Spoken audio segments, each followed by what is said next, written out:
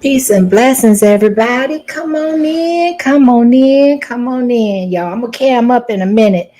But as you can probably tell, I've been having some technical difficulties. But I am here. I am here, and we're going to talk about it. We're going to talk about it. So come on in, and tap that like button on your way in. I appreciate y'all coming through. I know it's been a minute since I went live. I know I've done some uploads, but life be lifing. But I made it a priority to make sure I come in and check in, and there's a lot going on, right? So definitely we're gonna talk about these LA ICE riots that are happening, and shout out and prayers that go out to the people that are affected, their families, their loved ones are affected. It's change and revolution is never easy. It is never something that it goes off without a hitch, right? So I just definitely want to extend sympathies. I want to extend strength. I want to extend resilience. I want to extend prayers and claiming, that all is well in everybody's situation, and that, what happens, and that God does not give us more than we can handle or we can bear. So if you are affected, just know that you will come through, that you will persevere, and you will come out stronger than before. So I definitely want to welcome everybody back to the channel, and Miss Akimi's channel, where we don't tiptoe around the truth. And, this is a raw topic. So the recent ICE raids in Los Angeles, y'all, have sparked a lot more than headlines, right? They've ignited frustration, fears, and now we've gotten to the points where it's actual riots, right? So peace and blessings. Hey, everybody. Hey, welcome on in. I want to say hi to my chat, to my beautiful peoples coming through the building before we get off into it, because y'all know me, I'll just dive right off into the topic. So we got Sis Yo Thoughts is in the building. Peace and blessings. I'm glad to see you. I know you be making something move, sis, and so I wasn't expecting it, but it's always a pleasant addition and surprise to the live streams. We got DT as usual peeking around the corner. We got the beautiful one in the building. I'm so glad you were able to catch it live. Absolutely, it's so good to see you, sis. I hope all is well. Congratulations on your prenups. I mean, on your nuptials, your upcoming nuptials. So yes, thank you. Good to see you too, beautiful one. We got Just Saying in the building. Peace and blessings. Come on in, come on in. We got the Lonnie One Love in the house. Thank you for stopping through, sis. I appreciate y'all. And those that may be in the bushes, right? So Ryan Campbell, thank you always for your support. Thank you for your presence, you always are just so kind. And it does not go unnoticed, and I truly appreciate it. So thank you kindly. I knew you was going to catch that. I knew you was going to catch it. I said, I'm gonna slide by it and see it. I already knew. Look, Virgos don't miss nothing. We don't miss a dang thing. You hear me? Ooh, child. So listen, we're going to get off right into it. So, I have done content in the past where during the last election, I had issues with the immigration influx, the status, the lack of, consideration, in my opinion, for the citizens of this country. And I don't, I have my opinions just like everybody else has their opinions. And I don't personally have an issue because, as we know, this country was primarily built off of immigrants or people that are not of this native land, right? That have come in. And, but my thing is my whole thing has always been, don't treat the citizens of this country, the people that have the birthrights here, or the ones that have gone through the due process and have done their due diligence to come into this country or to establish lineage in this country, work, pay taxes, follow the laws, and forsake the citizens of this country in order to accommodate and to patronize people that have no vested interest in this country. That has always been my stance. It is still my stance. Do I agree with how it's being done? Not in all aspects. I do not. However, I will say that anytime there is a monumental change or a monumental adjustment, there gets to be conflict. There gets to be violence, possibly. A lot of people are affected. My son just kind of put me in the loop of what he's been seeing, my oldest son, on the news. And, I haven't verified it, but we're going to go through it together because I got some video sources that are definitely, and one of them's actually live. So, I know that this news came out during the weekend, but this is still ongoing as we speak, and it's hot and heavy, and it doesn't seem like it's letting up.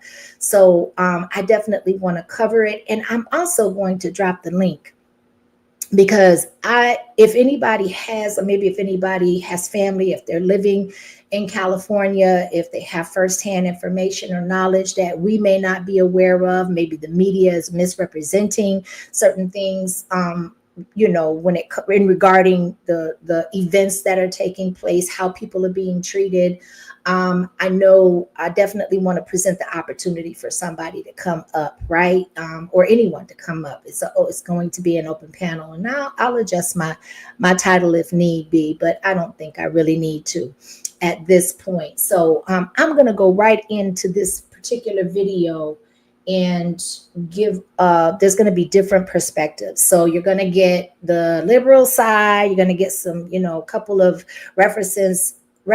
news references where it's going to illustrate, of course, from a different perspective than other networks. We need to know both sides. We need to know all sides and kind of decipher the critical thinking theory and the individualistic logic that I know that we all have, in order to kind of draw our own conclusions and have our own opinions without, with respect and without causing any additional conflict. Because here on this channel, everybody is entitled and encouraged to have their own opinion. I don't want no yes mans and no yes women's over here. We can agree to disagree with respect and with love. That is what makes us all individuals and all individualistic and unique in our own right, right? So I definitely just want to throw that out there. And so, yeah, I'm going to cam down while the videos are playing, and we gonna move right on in. So again, if you haven't tapped the like button, I know that ain't going to do a whole bunch right at this very moment when it comes to me not being in the algorithm, because I got to do better. However, every little bit will help, and I will truly appreciate it. So let's go. I'm going to put some music on too, y'all. Hold on a second. Little background music. So just bear with me. I appreciate y'all. Must be my anthem. That's my go-to. I got all kind of little options, but for some reason I just like that one. Okay, so let me share my screen. Hold on, y'all.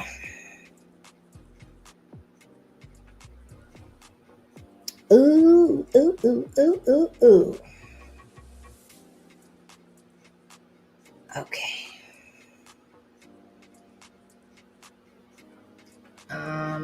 Oh, I don't in the wrong doggone thing. Hold on.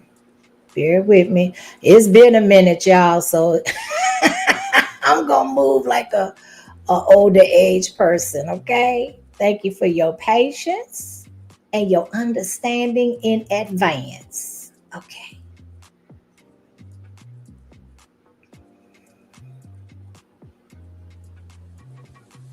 Today. It would be the fourth day of protests against the White House's immigration crackdown.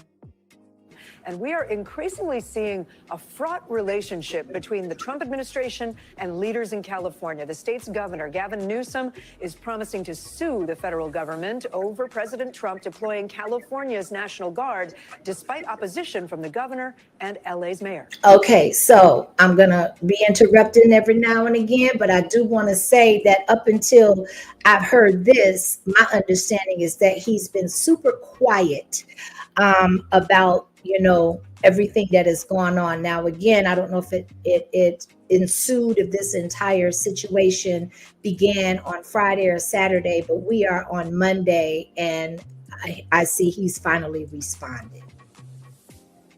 Donald Trump has created the conditions you see on your TV tonight. He's exacerbated the conditions. He's, lit the proverbial match. He's putting fuel on this fire ever since he announced he was taking over the National Guard. Around 300 National Guard troops are in LA right now. This is video of some of them clashing with protesters on Sunday outside the city's federal building. Defense Secretary Pete Hegseth says 500 Marines are also standing by to be deployed. The clashes between police and protesters began on Friday. Federal agents carried out workplace raids at multiple locations. Immigration and Customs Enforcement says they took more than 100 people into custody last week. On his way back to the White House from Camp David today, President Trump was asked about his border czar, Tom Homan, raising the possibility of arresting California Governor Gavin Newsom if the governor got in the way of immigration operations. Here's what the president had to say. Gavin Newsom he's daring Tom Homan to come and arrest him. Should he do it? I would do it if I was.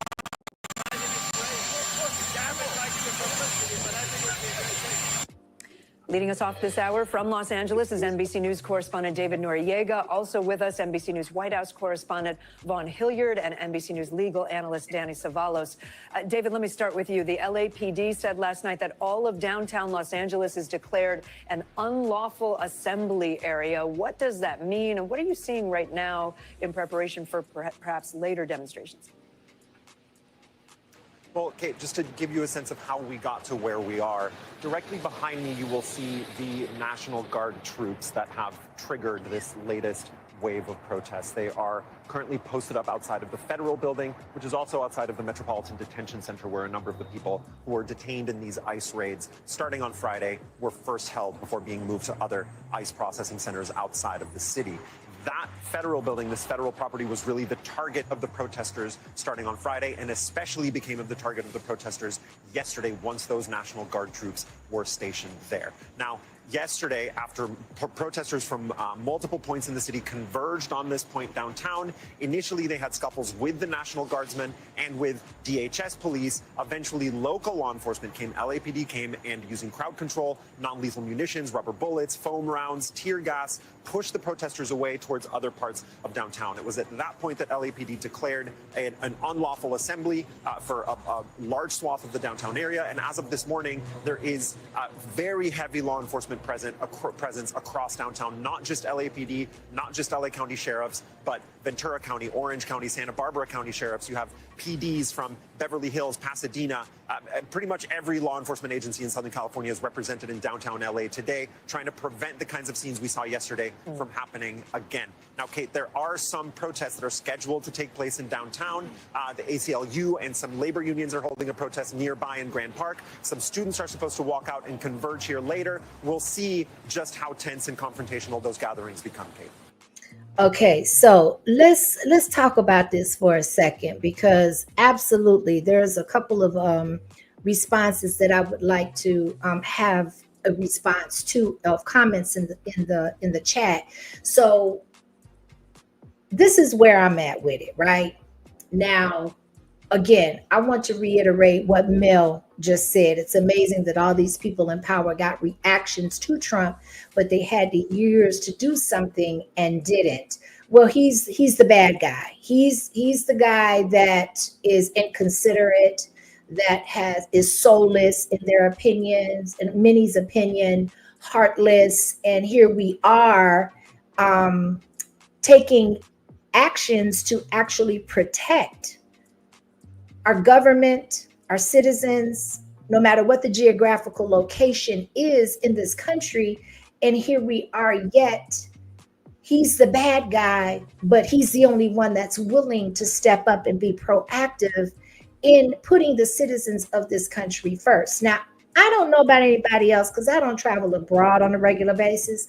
But what I will say is I don't know of any other countries that would just invite foreigners in with no investment, hand them everything that everybody in their country has to work for, has to sacrifice for, has to endure the laws of their land, and get a free ride on every aspect, where you got people that live here, that were born here, that are here generationally and can't get any help, can't get a leg up, can't get any support, can't qualify for a business loan, can't qualify for just the school choice. The children don't really have options on where they can go to school, providing what your income is, what your rank is. It is, to me, nobody's really addressing that. Everybody, or not everybody, many are, in my opinion, just wanting to push the narrative forward that this is a heartless and soulless individual. And at the same time, you got the governor of California, which in my opinion was absolutely complicit and used California as a total safe haven to promote immigration without going through due process. Okay. And now all of a sudden he wants the very thing that he seems to be, he's accusing the current sitting president of being. Now, I want to know, and I want to see interactions with these political, I was getting ready to call them pundits.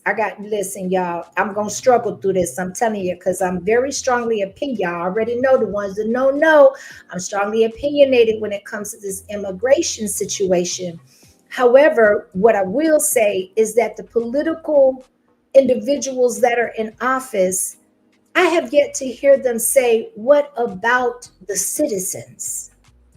Why? Okay, so if you want to give the immigrants all of this, and you take all of the working people's tax money to fund their lifestyle and to push a different type of narrative that you don't want to talk about, that you don't want to admit that it is at the forefront of the reason this narrative is being pushed in the first place, then why can't you treat the citizens as equal as you did the immigrants?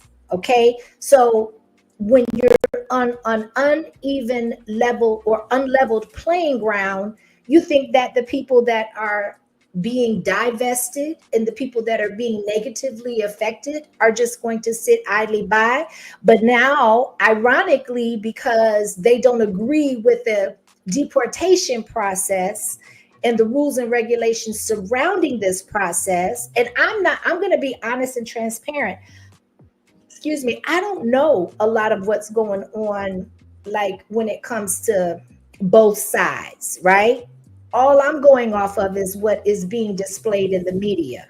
That's all I can go off of at this point. And I'm being transparent and saying that that's another reason why I'm going to drop the link, because I know that there are people in my chat that are a lot more aware of what's going on.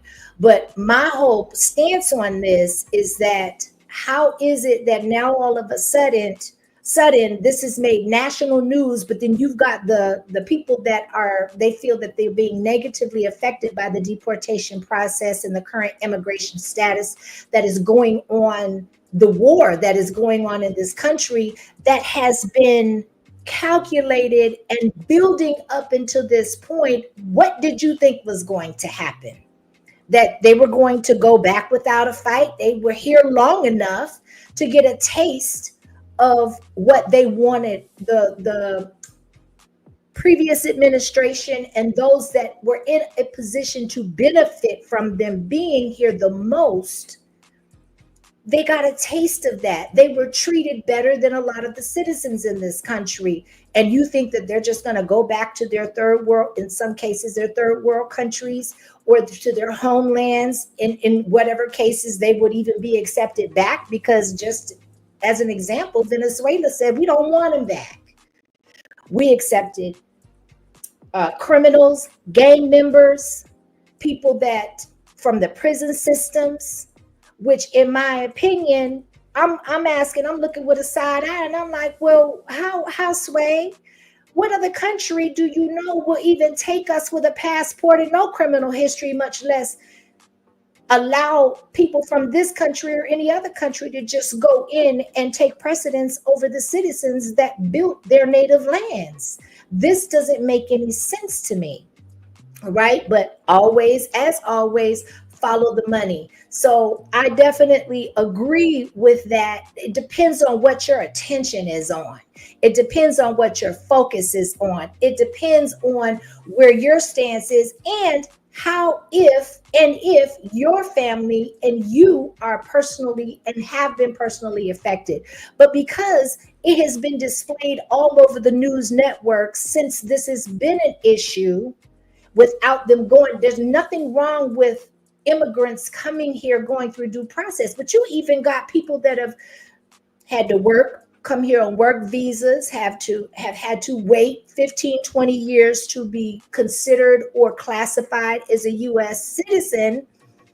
They're upset and disturbed because guess what? Now we've got a whole changing of the guards that's just letting anybody come in willy-nilly, no consequences, and they're taking the food, the money, and the resources out of the citizens' mouths and giving it to somebody that has if without them being given something, they would not care anything about this country. Come on now, let's keep it a buck. Let's keep it 100. They wouldn't care a damn thing about what was going on over here if it wasn't. And then you look at all these social media websites, platforms where a lot of our information has come from them boasting and bragging and throwing it in the citizens' faces. In my opinion, we've been enduring that for at least the last 4 years. And I'm being so kind. We know it's been a lot longer than that, but it's been broadcasted and it's been put on the main stage for just that long. Listen, I'm going to go ahead because we're going to watch a couple of other videos. But in the meantime, I definitely just want to give an opportunity to drop the link for anybody. And I promise y'all, I'll look out in the back check. So Mel says they've done a great job manipulating the terms. Come on with it. Come on with it, Mel. Illegal, immigrant, and migrant. And there is a specific distinction between all three, but you're right. They've convoluted it to where it's all been merged into one, right? No one has an issue with immigrants or migrants. And I'm going to put an addendum on that. And I am going to say that no one has an issue with them if they come over here based off of the laws of this land that have been put in place, but since superbly and just radically disrespected, in my opinion, right? So absolutely, I agree with that. Absolutely. Let's go to the next. Actually, let's play. This one's almost done. So we'll go ahead and play this one through. And then we're going to go to another one too, because I want to give, since the media is so hell bent and so adamant on painting a certain narrative. Again, we've got critical thinkers over here. And I definitely want to, everybody's not going to draw the same conclusion or agree with the same narrative that is being presented, pushed, and permeated, or attempted to be permeated through the civilians of this country. Let's go, y'all. All right, David, thank you. We'll come back to you in a second. Vaughn, the president says that he made a, quote, great decision to send in the National Guard. What are we hearing from the White House? The White House is defending the president's decision to federalize the National Guard. One thing we should be clear about is, compared to the first administration under then President Trump back in 2020, during the George Floyd protests, he had called for the National Guard to be deployed by governors. And he even acknowledged in 2020 that he did not have the power at the time, this were his own words, to send in the National Guard himself. Fast forward to 2023, when he was on the presidential campaign trail, he said that if he were to get back into office, he would do different things differently this time around and not wait for governors to deploy the National Guard. Instead, he'd seek to use the law to send them in himself. And here in 2025, that is exactly what he has done. Of course, we have heard widespread pushback, particularly from California Governor Gavin Newsom, who the President of the United States here just in the last hour suggested that he would like to see be arrested. For what crime, it is not clear. There is no criminal activity that has been alleged by the California governor. But in just the last few moments, Newsom tweeting out in response, the President of the United States just called for the arrest of a sitting governor. This is a day I hoped I would never see in America. I don't care if you're a Democrat or a Republican. This is a line we cannot cross as a nation. This is an unmistakable step toward authoritarianism. It is not clear where this is heading and what the White House is seeking to use the National Guard for beyond their current capacity, which they're there right now here in the days ahead. Okay. We begin. So let's talk about this for a second, right? Hold on, y'all. I got to remove this. So let's talk about this for a second. Where was all this fervor and all of this energy and all of these opinions and all of this pushback in the past 4 years from the same governor that was sitting back and looking to pass laws in order to give the immigrants homes on forgiveness loans? When we have citizens in this country that can't even afford to put a down payment of 3% on homes. And at this point, the homes are so expensive and real estate is so expensive that with the banks tightening the terms, the limitations, the qualifications that are required in order to even get into a house, much less be able to maintain it and afford it, they were going to give, what is it, a $25,000 forgiveness loan to immigrants. And the requirements were basically all you had to do was be an immigrant.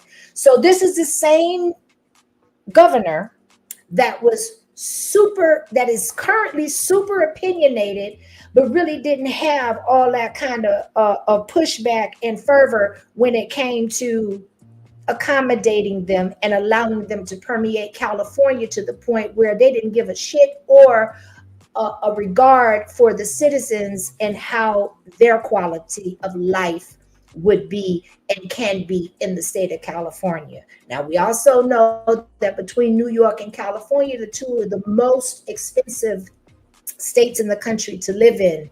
And yet and still $25,000 may not seem but a drop in the bucket to many, especially those that are financially well off. But it could be the difference between quality of life and not having quality of life for very many. So I definitely want to say that. Oh, beautiful one, I appreciate you. Thank you so much. Excuse me for blessing the platform. Thank you for being our media. You appreciate it, Mr. Kimmy, and so are you. If do me a favor to my hold on one second. I need to do something. Hello, give me 1 second, y'all. So if my mods would drop links to any content creators that are in the chat to please do so. I think Beautiful One has a live coming up at 7:30. We got Miss Yo Thoughts in the building that I know is a content creator. Please, if you would, Beautiful One, drop Miss Yo's or Mel Dub, drop Miss Yo's thoughts. Link, Mel Dub is in the chat. Please drop his link. And anybody I might have missed, I didn't do it intentionally, right? Oh, we got Rachel in the bit. Hey, Rachel, that's my girl. Thank you for coming through, Riders for Life. Please make sure that her link is dropped in the chat as well. Give me 1 second. And I appreciate all of y'all for being here. So let's continue. We're going to keep the momentum going, and we're going to switch this off real quick. And yeah, we're going to do another video. Anybody that feels free, hit the link. I'll drop it again once I start the video. Give me 1 second. I'm over here acting confused, y'all. Hold on. Is it? Oh, this is the one that's live. We don't want that one yet. Okay. Let's hear from good old CNN and Dr. Phil real quick. I haven't seen this, so I'm reacting raw to all of these clips. And we're gonna go through this together. So yeah, let's just figure this out real quick and see what's going on. Hold on, y'all. Share this tab instead. Okay.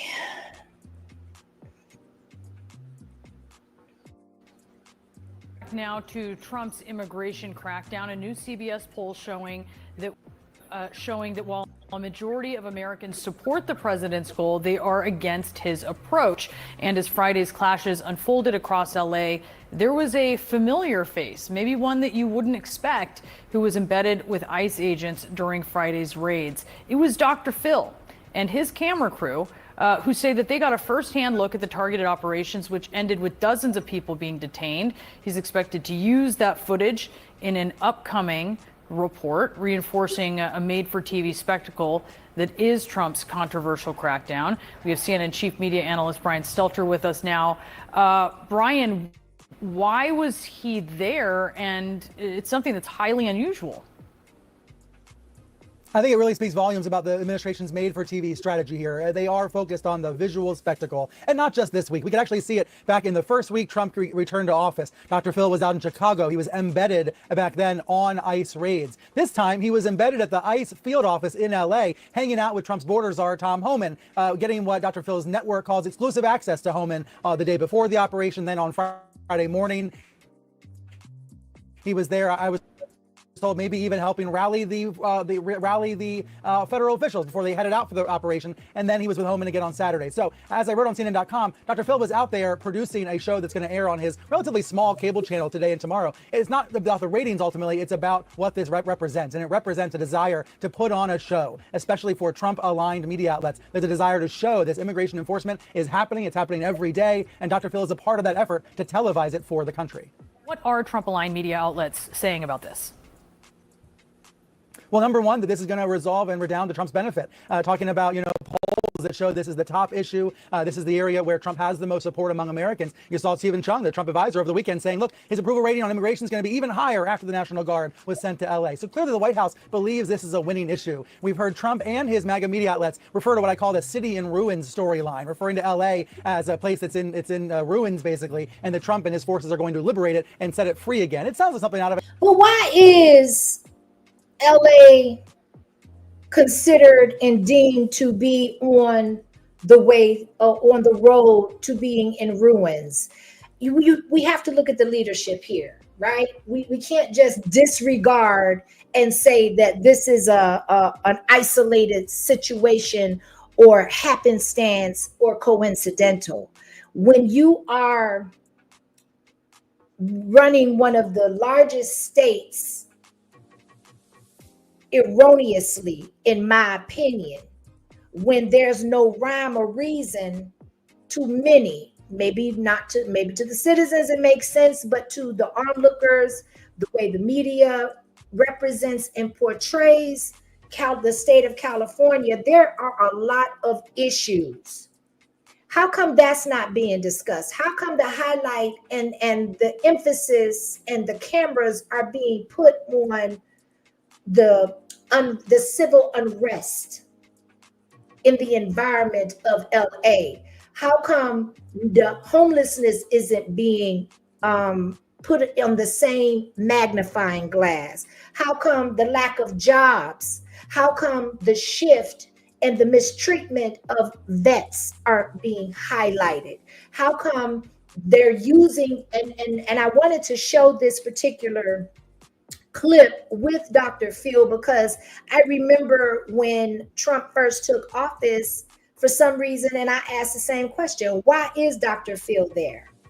Why is he videotaping for his personal benefit and showing them apprehending ICE going in and raiding and apprehending what they consider to be dangerous and threatening immigrants, those that have criminal backgrounds, those that have escaped somehow the penal system while being here and still getting resources, their families still being taken care of, and the like, right?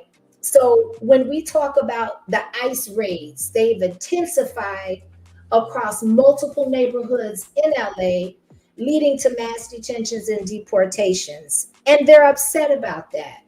Now you got all this video footage surfacing of families being separated, homes being raided without warning, and neighborhoods in an uproar. Okay, where was this outrage and where was the support for the citizens? And I'm going there prior to all of this taking place.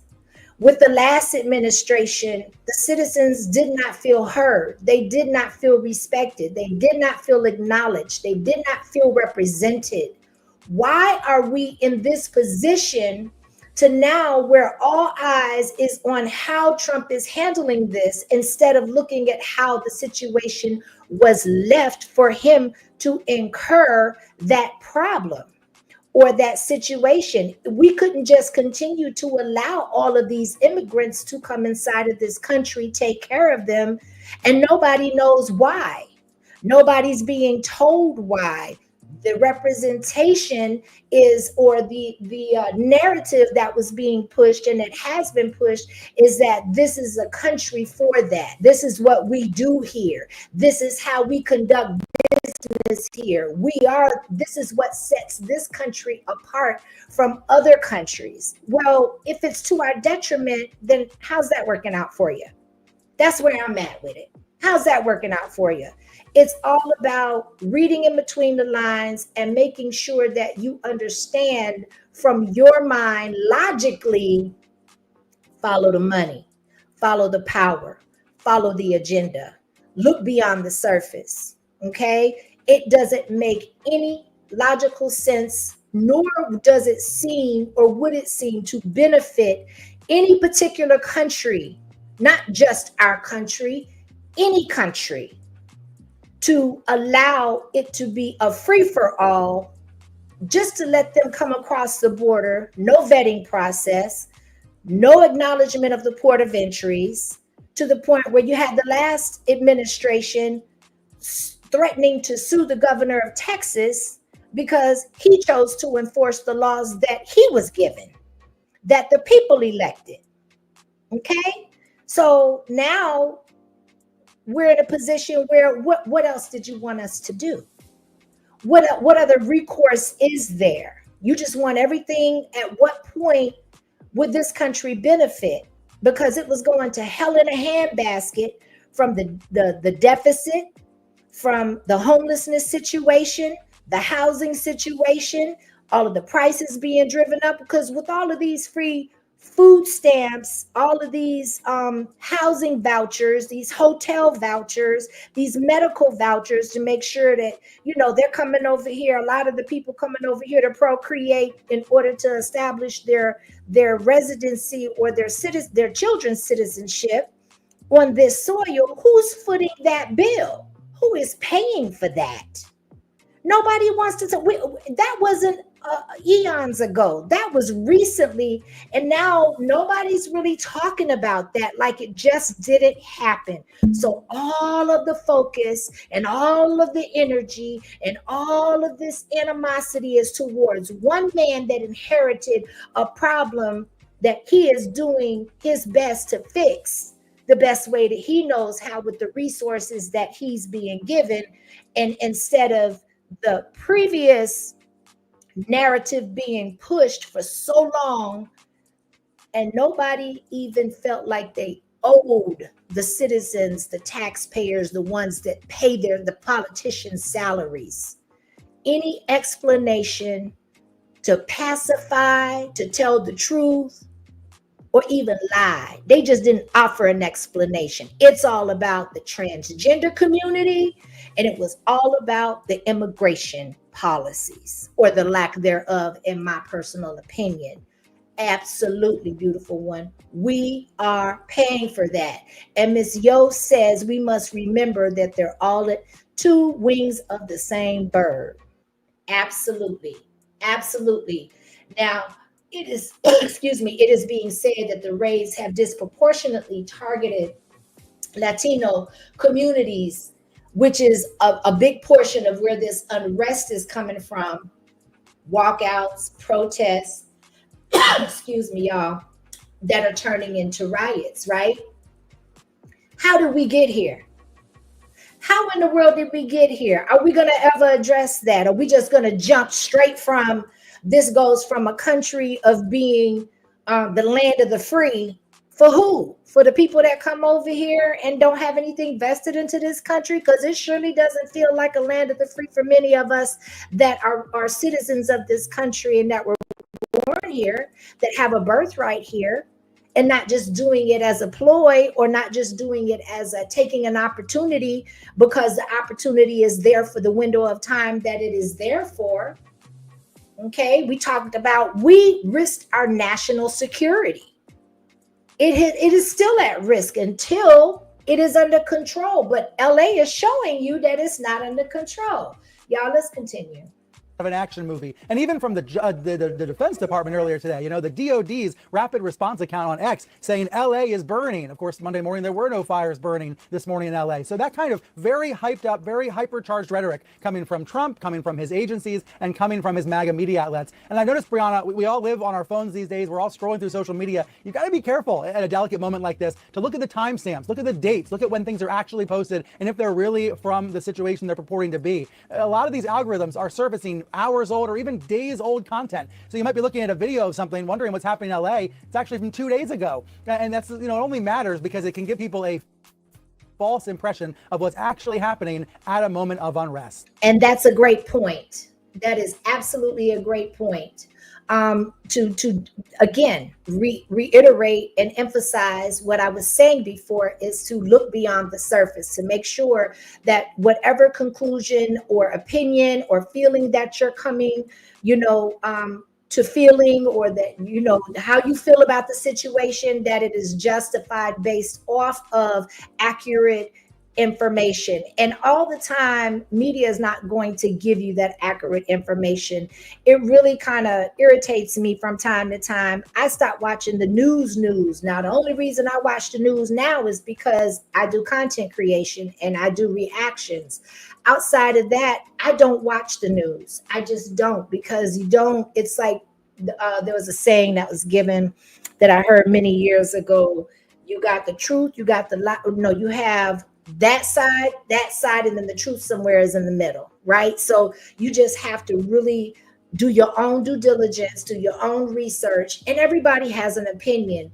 But at the end of the day, we're going to be able to have to agree to disagree on a lot of things. Again, do I agree with everything about the methods, regarding the methods and how it's being done? No, I don't. At the same token, I'm not the one that's making the decisions. I'm not the one empowered to be able to make the certain calls. At the same time, I definitely am in large disagreement with the way that things have been handled up until this current administration, with the last administration, regarding the dismissiveness when it comes to the citizens of this country. I said it today, I've said it yesterday, and I will say it tomorrow, because that is exactly what has transpired. And I just saw a comment that we were the one paying for all of this. That is not coming out of certain people's pockets. That's as a cumulative in this country, it is coming out of our pockets. And at the same time, it doesn't seem like we have absolutely no say. Our word does not matter, nor are we owed any type of an explanation that does not push forward a narrative or a goal that these people are trying to achieve, in my opinion. Let's go forward a little bit and see what this is all about. Again, this is a raw reaction, so bear with me. And we're going to go through this together. Shout out to the chat. I appreciate all of y'all for being here. Thank you for the engagement in the chat. Thank you for tapping that like button. Thank you for the support and thank you for the love. I appreciate all of y'all. Now, Arias Cristobal was eventually released after spending weeks in detention. In Massachusetts, a high school student was arrested on his way to volleyball practice. Authorities said they were looking for Marcelo Gomez, the Silva's father, and released him after 6 days in custody. Both of these cases outraged their communities, who then rallied around the teens. Let's get some perspective from Victor Martinez. He's the radio host for Politics en Español. Victor, thank you so much for joining us. I understand that many of your listeners, including Trump supporters, are in favor of immigration enforcement, but they're troubled with how it's being carried out. And I wonder, where exactly do they believe the line is crossed? Well, first of all, thank you for having me. And yes, especially Trump supporters, Latino Trump supporters here in the state of Pennsylvania where I'm in, you can hear these Trump supporters telling us, wait a minute, this is not what I voted for. I thought he was going to get the criminals, the rapists, the murderers, the drug traffickers, not the people who are going to court on their appointment, and now they're being picked up in court. And that is a big frustration. That is a big part of why so many people are upset. So on what's happening in Los Angeles, there were more than 24 people arrested for taking over the 101 highway, for throwing Molotov cocktails, for ramming police lines. I wonder if you think the president was justified in sending in the National Guard, or if you see this the way that Governor Gavin Newsom does, that this is a manufactured crisis. Absolutely. I mean, there was no need for the president to send the National Guard. We see protests in this country in a weekly and a monthly basis. It's happening in major scales, and yet the National Guard's never used. The governor has the state police, local authorities will handle it. And if they do need the National Guard, well, that's always an option. But when was the last time that the president of the United States called the National Guard to handle something locally, protests? I'm in Pennsylvania. In Philadelphia, we had similar protests last year where people took over the highways and took over the streets. And at no moment did the governor call for the National Guard, nor the president called the National Guard. So let's, in fairness, I want to say this is LA we talking about. I don't know what city he's speaking on in Pennsylvania, if it was Philly or not. Maybe somebody can enlighten me. But there are the population control, or the population in LA equal, just in LA County alone, equals some small states. So we have to take that into account, and the fact that this has been going on since this weekend. I don't know, again, if it was Friday or Saturday, but the fact of the matter is 24, anything longer than 24 hours is going to be a growing cause of concern, if you ask me. Now, I just want to switch up real quick because I saw Felipe. Welcome to the chat. I appreciate you. See that lady that got hit live on air by a rubber bullet. I have that pulled up, and I want to go over that. Hold on one quick moment, and we'll go back. Firing rubber bullets at protesters, moving them on through the heart of LA.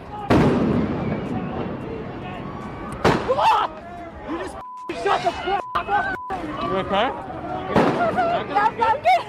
I'm good. Now, that hit her in the leg. So that can be argue whether it was directed at her or not.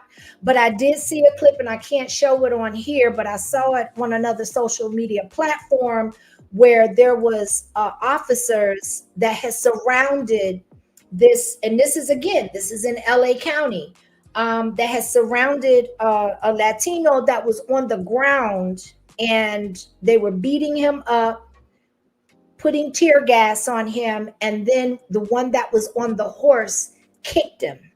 I don't know if the horse he had circled him before he kicked him. So I could tell that he was being navigated by the officer that was on the horse, but the treatment of that Latino was not the National Guard, that was local police. So let's make the distinction on where the mistreatment could be coming from. I'm not saying, because again, there's a lot there are things that are happening so fast that I can't possibly keep up with everything, because I got real life going on over here. So I'm not going to be in the loop with every evolving incident that takes place. But what I will say is what I saw is what I saw. And that was local police. That was not the National Guard. So again, we can look at it from the perspective that we see it through our personal lenses. At the same time, there is, let's not mistake and let's not get away from the fact that there is a serious situation going on that needs to be controlled, because it can evolve even more so out of control. What happened to peaceful protests? But then when you got people coming from other countries that don't have any blood in this soil per se, figuratively speaking, they're not going to have any consideration for how we do things in this country or how they've been done in the past. Do we need to revisit when it came to all of our melanated brothers and sisters being gunned down unlawfully? What happens? The treatment of them hasn't been kind. Do you see that plastered all over the news and the president being blamed? No, the people actually get blamed, in my opinion, more so than not. So we can't just ignore that and sidestep that because of the color of someone's skin or the origin of their bloodline, and then sit back and say, well, you know, it's all the current president's fault that he shouldn't have called in the National Guard. Well, maybe the National Guard needed to intervene based off of the fact that some of the footage that I've seen, that some of the mistreatment has come from the local police and law enforcement and not National Guard. So who is there to police who, in my opinion, right? Okay, so we can't just look at it from through a periscope, through one lens, and say, this is what it looks like, this is what it is, and so therefore it makes him wrong because they don't agree with how he's doing it. Well, what about all the voices that cried that they didn't agree about the last administration and how they just opened up this country for mayhem to ensue and be pursued, and then when they get over here, not only to add insult to injury, but they're being taken care of, they're being given their needs and some of their wants. They're able to procreate on this soil and have the taxpayers and the civilians and the citizens of this country fund whatever they got going on. And they don't even respect the people. They don't respect the natural citizens of this country, nor do they respect the laws. Because if they did, then I have to pose the question, would any of this even be going on? So let's go back. Shout out to the chat. We're going to listen to a little bit more of this and we're going to move along. So absolutely, it was completely unnecessary. And I think that just throw more wood to the fire. And as you were mentioning in your previous segment, it just makes it more of a show, more of an opportunity for the president to just make it look bigger than what it is or worse than what it is for his own benefit. Victor, if you could stand by for a moment, I just want to let our viewers know that as of a moment ago, the California Attorney General has announced that lawsuit against Trump's federalization of the National Guard, saying that Trump violated the 10th Amendment and federal law, saying that this was an unlawful action. This is obviously something that was announced would be coming by the governor of California. Now it is officially filed. I do want to ask you something, Victor, about one aspect of the protest that caught my eye and received attention from the administration, and that's protesters who are waving not only Mexican, but Guatemalan and Honduran flags, among others. The administration suggested that they are insurrectionist invaders. I wonder how you respond to that, if you see that as un-American or as a statement about cultural pride. Absolutely, so cultural of pride, a statement of pride. I mean, we just had the Puerto Rican parade in New York yesterday, right? And all you saw along Fifth Avenue in New York were Puerto Rican flags. It's our way to show support. It's our way to be proud of where we are from, yet we are here and we are proud to be part of this community as well. And I don't doubt that it was also an opportunity for people from El Salvador or from Mexico or from Guatemala to let their fellow immigrants know, hey, we are here with you. I am from Mexico like you. I'm from Guatemala like you, and I'm here supporting you. So when you see those images that I'm sure you've noticed, Victor, of these folks, some of them assaulting police, throwing things at police, setting fires to vehicles, throwing Molotov cocktails, what's your message to those protesters? Stop. Don't do it. Don't do it. You're making the situation worse. You're not helping the cause. You are giving the opportunity for the president and others to say, hey, you see, look at that. It's necessary. Look, we have to call the National Guard. So if anybody out there is listening, and for whatever my message is worth, stop.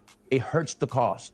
We know that you're hurting. We know that you're upset. We understand. We're with you. But those type of behaviors, what they do is hurt our community.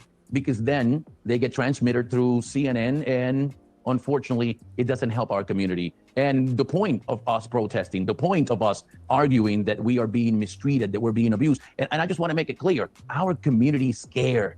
And some people in our community have had enough. You know, Facts. Facts. Now he addressed the point about the law and how they have filed a lawsuit with the federal government regarding the national troops coming in. Now, some may say follow the law and you won't have a problem, but let's talk about what the law looks like for different people. Okay, let's cover that for a hot second. So I want to remove this. We have wealthy immigrants, we have unwealthy immigrants, but it doesn't really matter which category they fit in compared to the citizens of this country fit in, because there are few barriers that separate them from Central and South America. One thing we can say for sure here in this country is that Black and brown communities are policed differently. Okay, when we speak, and I'm speaking of it from a grammatical, because some people don't classify African Americans Black, but for the sake of argument, that's what we're going to go with. ICE simply mirrors that pattern. It's going to emphasize and it's going to repeat what the norm is in this country. And just as I was mentioning earlier about Black people going through quiet and civil unrest and protest, the reactions are totally different typically. But now that we have somewhat of a brown community getting the National Guard called on them, they're outraged. Where is the same voice for Black people when they are being mistreated? I want to know where the same outrage is for our veterans. Let's go there. It doesn't matter what color they are. Where is the civil treatment and the prioritization and making sure that they good when they have fought for this country and sacrificed for this country? We all either have people in the military, or we know someone, or we have loved someone or love someone that is a veteran or that is active duty. And one thing that I can say for certainty is that there is a lot of sacrifice, whether they're deployed, whether they're active duty or not. That's why they would be classified as having benefits. But when we have a percentage of them that can't afford, first of all, they don't even qualify for SNAP benefits. But when they're homeless, when they have no covering, a lot of them come back not with just physical scars, but psychological scars, mental disparities from trauma, because they fought for this country. Where is the prioritization when it comes to them? But you have all of this outrage when it comes to, and I'm not being insensitive here, I am being logical in my thinking.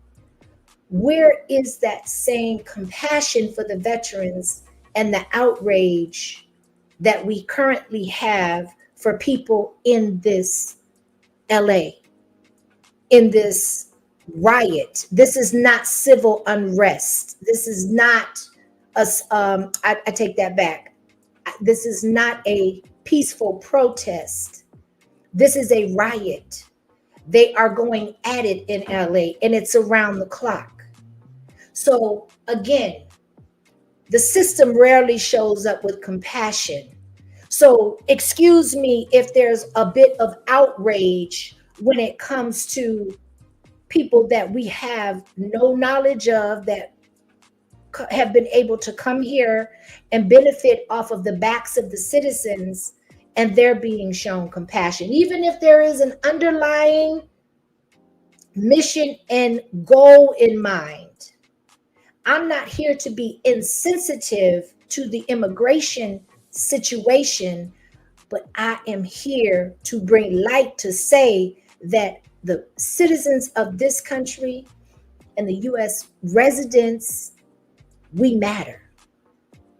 We matter. Our voice matters. There should be the same type of media coverage and equal footing at the end of the day, at the very least. At the very least, it should be equal. And it's not. It's not. And now Trump is being made to be the fall guy because he made an executive decision. Well, that goes along with the lines of true leadership. A lot of times you're going to do the things that are less popular for a bigger outcome. Do we always get it right? Do they always get it right? Absolutely not. But I stand behind the decisions. I just don't necessarily support all of the particular actions that are being taken. But as again, The Art of War, if you haven't read it, go read it. There are casualties of war in every war that you are a participant in or you are affected by. So let me take a quick breather and say again, beautiful one, thank you so much. I appreciate you. You are just such a blessing to everybody that you come in contact with. Love your spirit, love your nurturing spirit. And you know what? I'm telling you, it just, I don't want to go off track, but I just want to say you are appreciated. You are loved, you are revered, and we love you. We appreciate you. Thank you so much for all of the support, all of the engagement in the chats. Thank you for bringing your energy. You are just truly, you make a difference. You make a huge difference. And we got Paul Thomas in the building. Thank you so much. I appreciate your super chat. Salute to Mr. Kimmy and the great people here. I'm so glad to see you. Thank you for your support. You coming in here to troll? Listen. Hope you learned something while you're here. Welcome to King Outlaw Anthony. No, I am not his mother. I'm not old enough to be his mama. Okay. But I will say that I am here definitely to speak on behalf of the people in this country that have a right to be here and have a right to be respected and have a right to be treated fairly. We built this country. We maintain this country. We work in this country. We sacrifice in this country. We raise families in this country. We do all of that, right? So, okay, there's one more video I definitely want to refer to. And I got to make sure because I don't know if I replayed it. I don't want to replay the same one. Okay, hold on, y'all. Let's go. Uh-oh, hold on. Try sharing. Okay, hold on, y'all. It said I lost connection.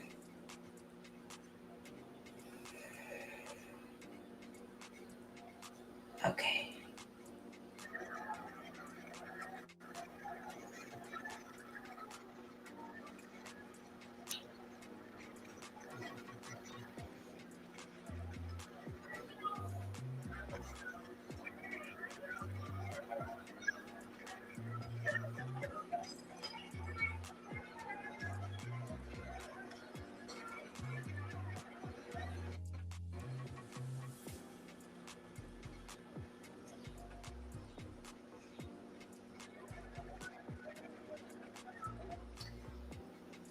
I want to say something.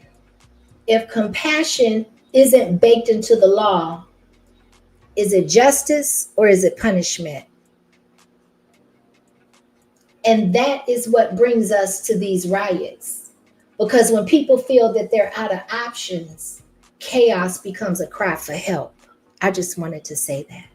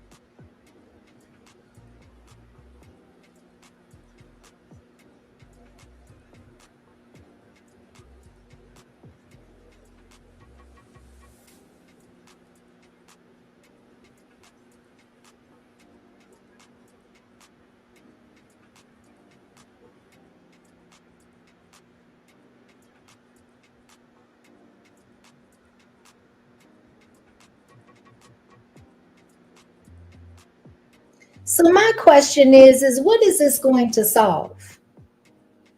What is this going to solve? I don't know if I dropped the link. I'm gonna I thought I just dropped it, but I'm gonna drop it again. I saw you, beautiful one. I know you're probably working, but if you can hit the link and tell me why you were glad that I showed this particular video. I absolutely am curious because, you know, when I speak in the place that I'm coming from, I come from a place of solutions. I always want to, if possible, to arise at a peaceful solution. But in the world that we're living in, that is not always a possibility. It's not going to always, and it's not going to always be effective. Peace doesn't seem to move mountains like violence does, or disruption at the very least, right? So I definitely want to, what is this going to solve? Me being a solution oriented person, I want to know what is it that we can do? What course of action and plan of action can be made, if any? I'm not saying that there is one. All I'm saying is, okay, so all of this is going on to ultimately promote change, because that's usually what protests do. It erupted into a full-blown riot, right? So I get all of that. At the end of the day, I guess it remains to be seen what the outcome is going to be. But what I don't understand is, where was all of this outcry? Where was all of this outrage? Where was all of this pushback when it came to the citizens of this country? And that's going to remain to be my question. And I just really don't have anything outside of that, y'all. I'm just going to keep it a buck with you and keep it 100. Especially if you don't know what the motivation is. Say that. Say that. That is so true. I agree. Hold on, y'all. My bad, y'all. So I definitely I just don't know where we go from here. Everybody's got their opinion. There's a lot going on when it comes to the immigration aspect of it. Yes, we absolutely need immigrants. If it's done through the due process and the way that the laws are designed federally as well as nationally, then guess what? Excuse me. Hey, Mel. You're on mute. Listen with understanding. I like that, Cassandra. I really do. Because I'm not anti-immigration. I just don't believe that the citizens of this country should be punished because we're not, or we're considered citizens, right? That's my big issue with it. That's my major and only primary issue with it. I think okay, I can hear you. Oh, you can hear me, sister? What's up with you? Yes. How you doing? Thank you for hitting the link, Mel, because you was speaking in the chat.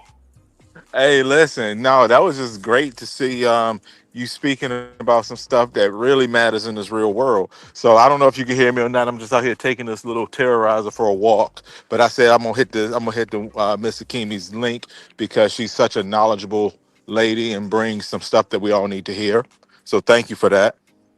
Well, thank you. I appreciate you being here. What you got on the topic? I'm interested to hear your perspective.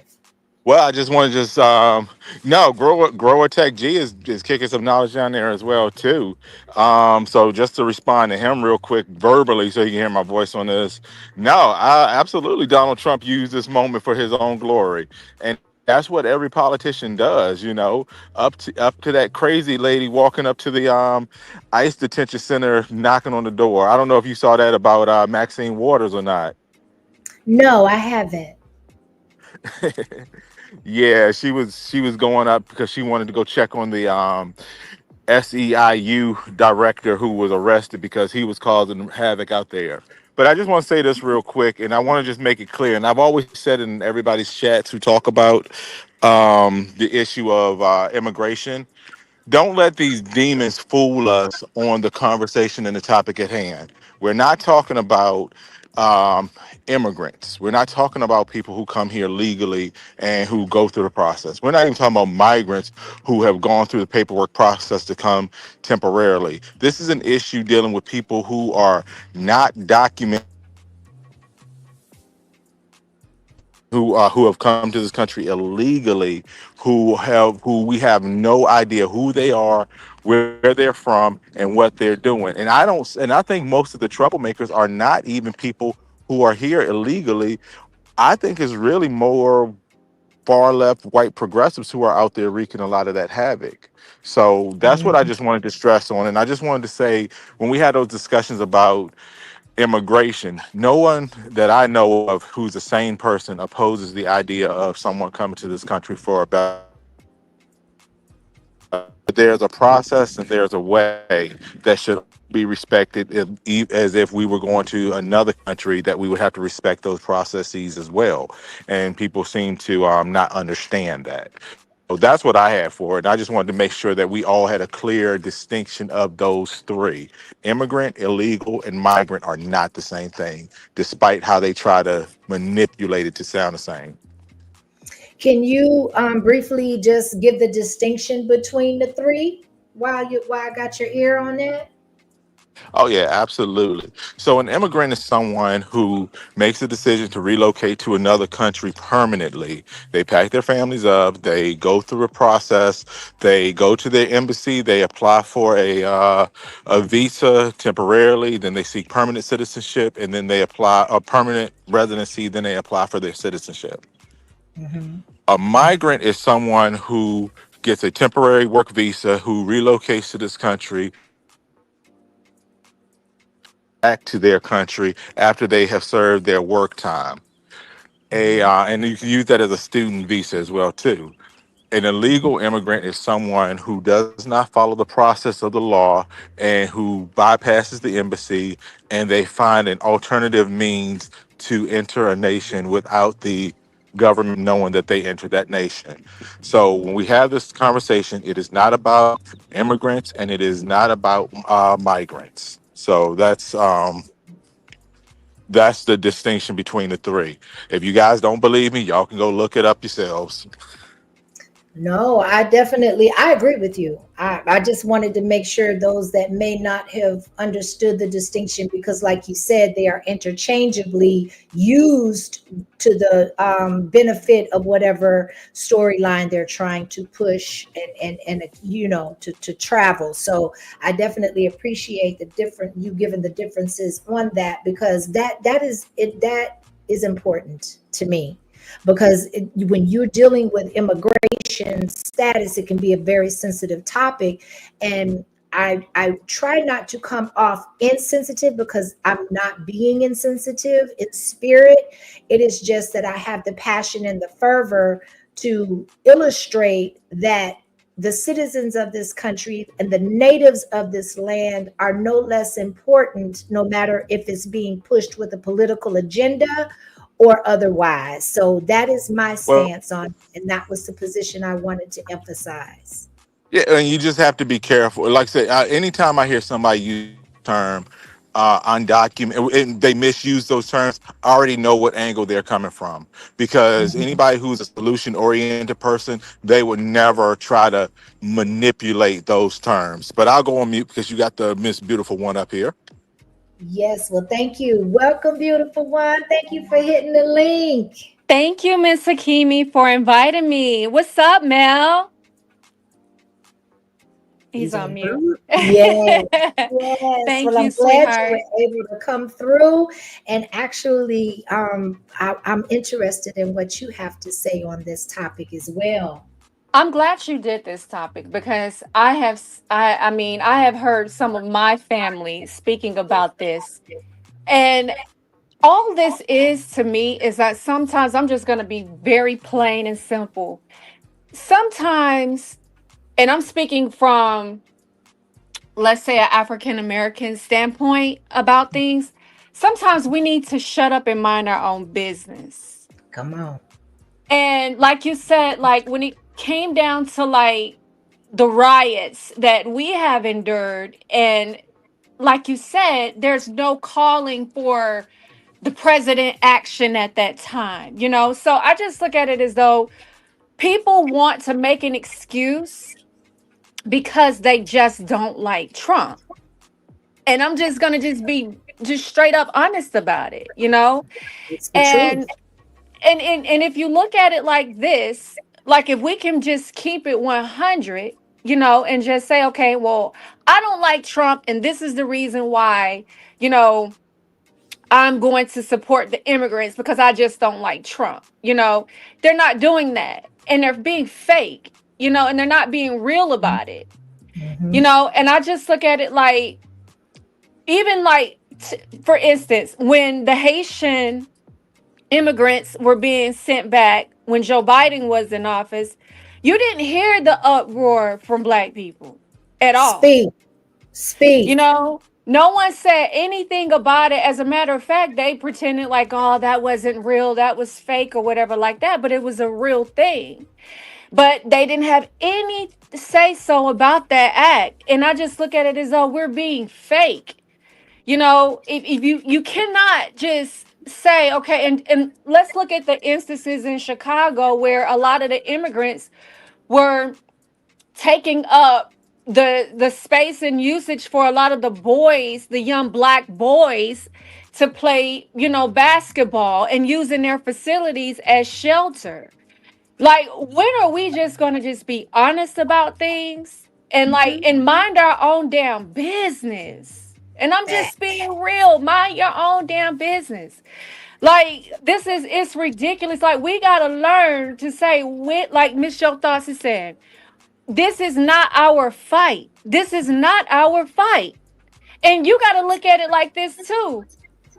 Even in like certain prison systems, we don't even get along in certain prison systems when it comes down to like to when it comes down to like immigrants and all of these other things. Like, we're, to me, it's just the fact that people just don't like Trump and they're trying to Mhm. use every excuse in the world to say, well, this is the reason why he needs to be out. And they're trying to, and the media is also doing their thing with it, because you got to look at it, look at the pictures.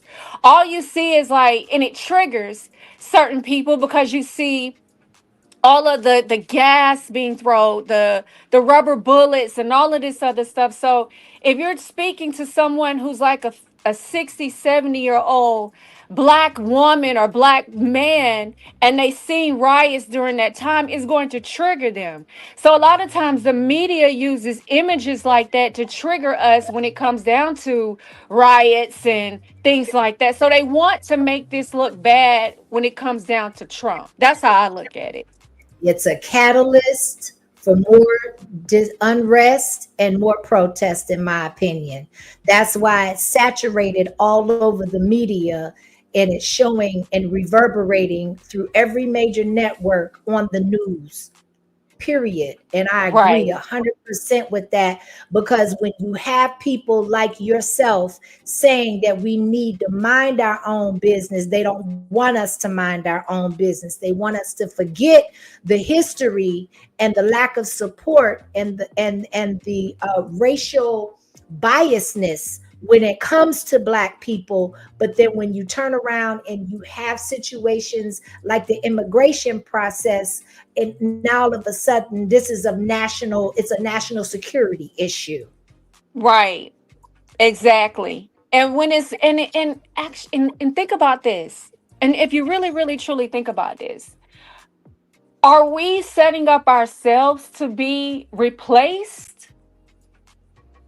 I believe it's been that way. I don't believe this is anything that just happened. I think it's been a gradual process.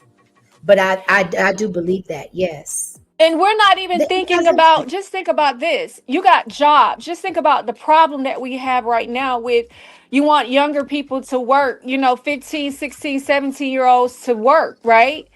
Mhm. Well, how are they going to get those opportunities when you have immigrants now in those job placements that, they can pay them less? They can, Mhm. and like, how are we setting up our future for our own children? That's all I'm saying. And then you got to look at it as though, and I'm not against immigration, but I'm against immigration when it's illegal. Like you Right. said, I live in Florida, so I'm very multicultural. Definitely believe in, hey, this is America, this is God's land at the end of the day.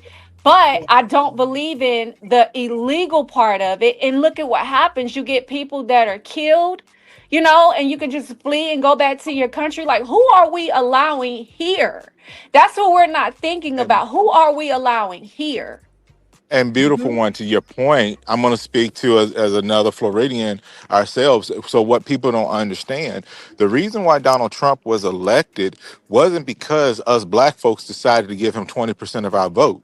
It was because you had legal immigrants who legally came to this country, who voted for him to step up and handle the immigration crisis that we're facing, Right. because they have been in their communities by people who came here legally, targeting their families, targeting them. You're in the They're matrix, they're man. not they're oh, I'm sorry. Can you hear me There you now? go. Yes. Yes. Mhm. Yeah, We're that's that good. T-Mobile service. But no, I said they're coming in to protect. They came and voted for him because they didn't want illegal immigration. They didn't want all of the things that came with it. These legal immigrants down here in Florida overwhelmingly supported his efforts. Right. Marco Rubio, who was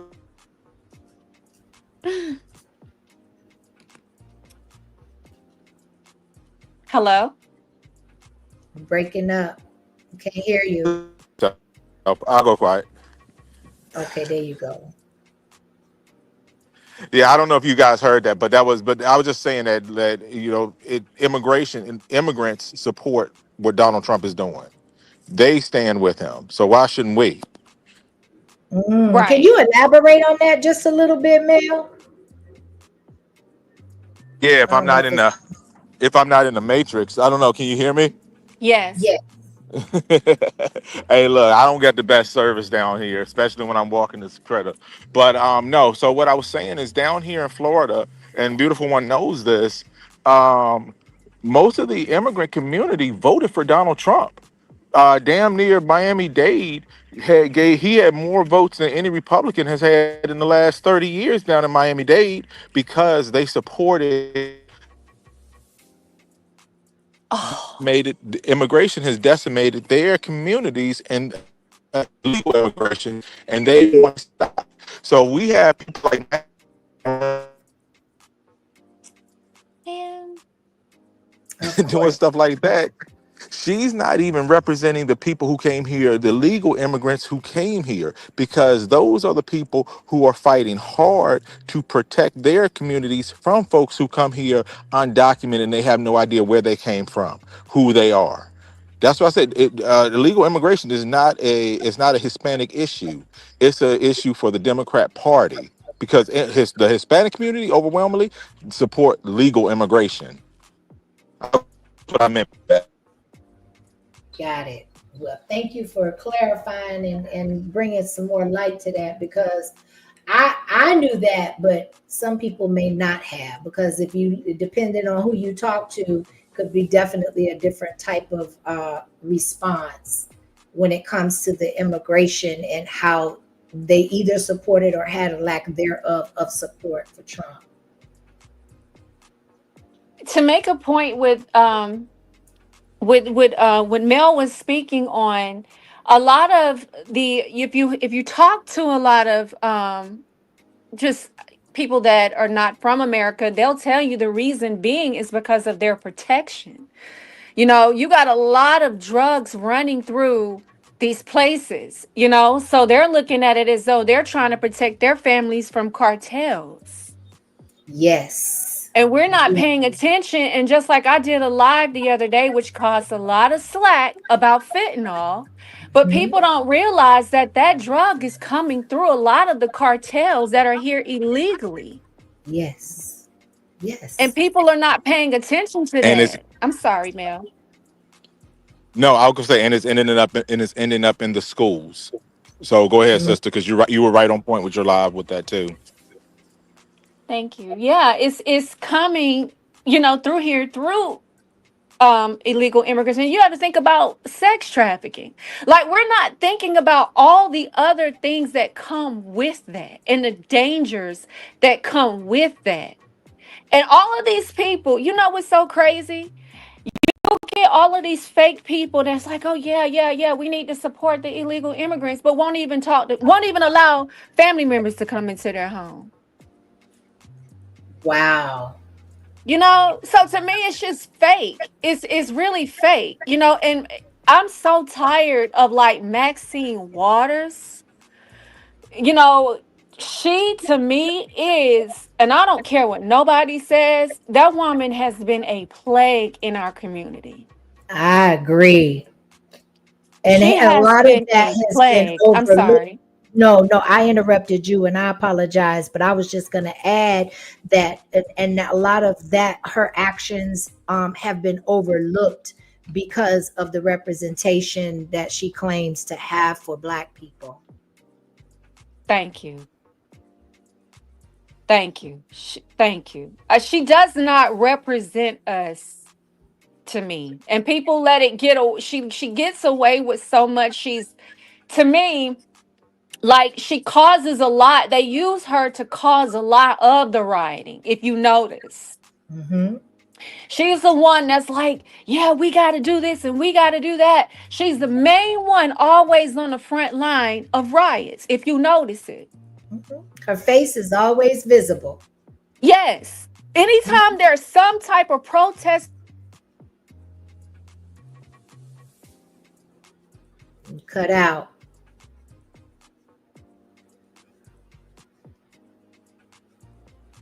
Beautiful one. I don't, you're not on mute, but you cut out.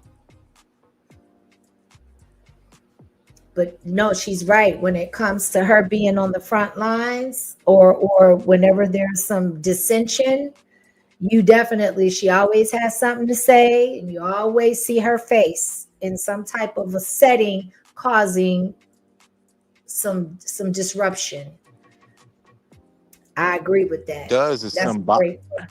Well, everything she does is symbolically. That's why. And everything she does, it's because there's a camera in front of her. You can't name 10 things legislatively that Maxine Waters has done to not only benefit Black folks, but benefit society.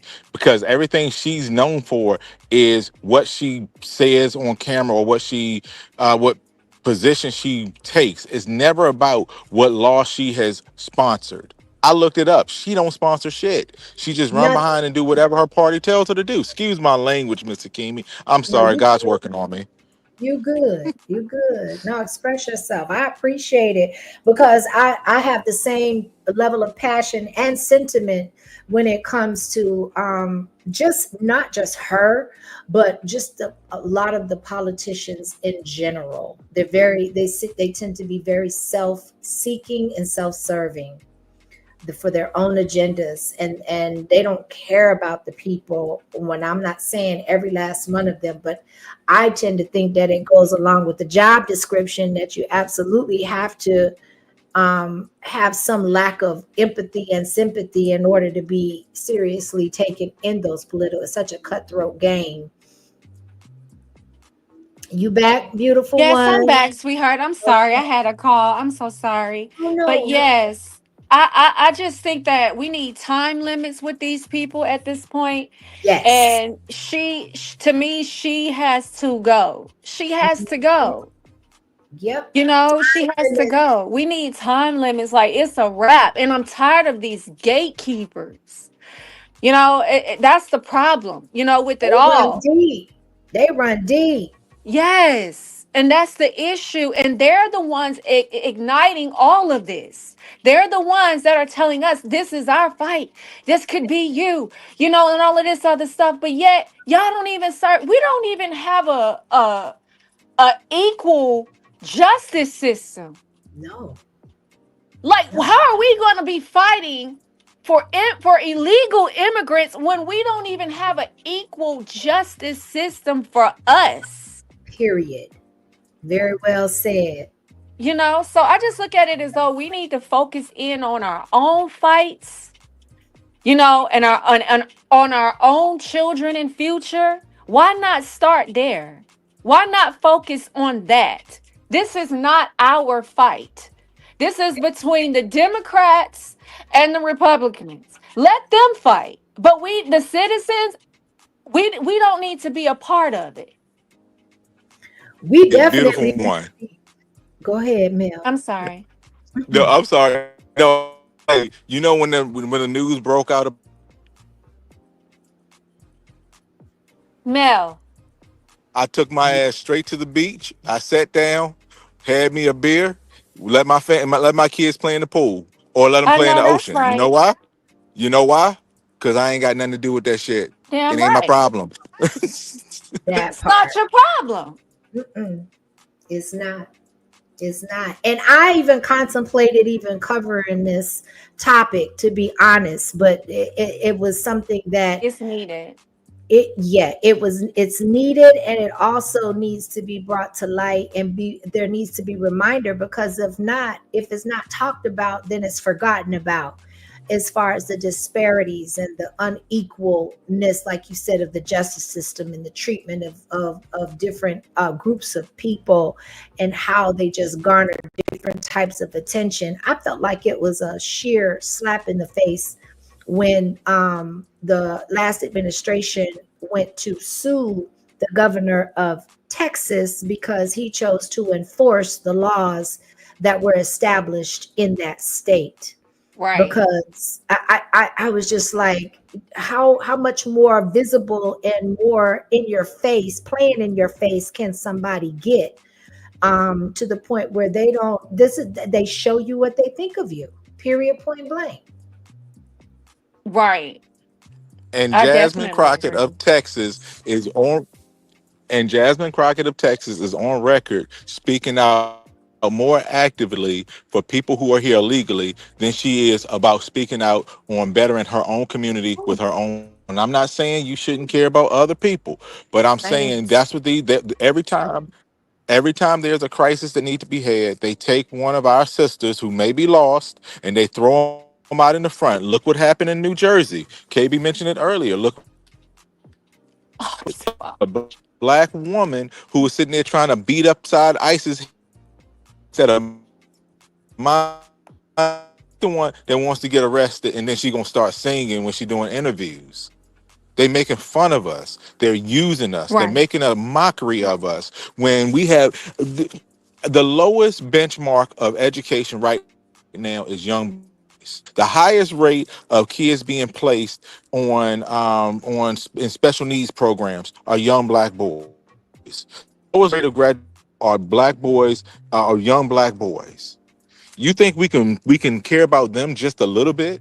If you worried about not dismantling the Department of Education, then let's come up with a solution to help these young black boys, because y'all are leaving them behind. And it costs $12,000 per kid per pupil to educate a kid per year. So if we're bringing in a lot of these, oh Lord, I'm about to get in trouble for this. But if we're bringing in a lot of, and I'm not opposed to great, opposed to kids who are here legally having access to education. I'm just saying that money is taken from the kids who are struggling the most, and that's that young black boy population. And Come then we on. talk about some prison. I don't want to hear no prison pipeline shit. If you don't, if you're not.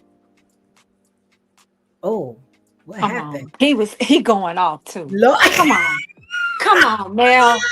Man, I knew as soon as he got to cooking, something was gonna happen. I knew it. I felt it coming.